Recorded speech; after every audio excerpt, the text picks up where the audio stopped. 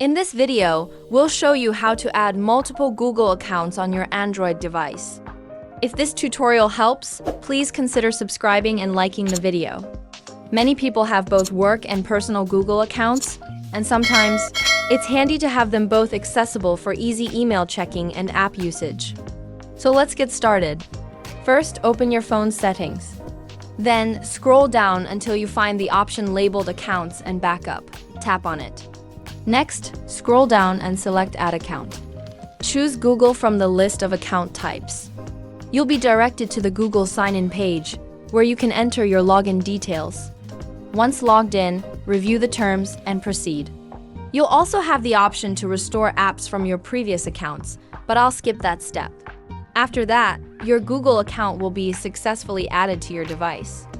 If this guide was helpful, don't forget to like and subscribe. I hope this resolves your issue, and I look forward to seeing you in the next video.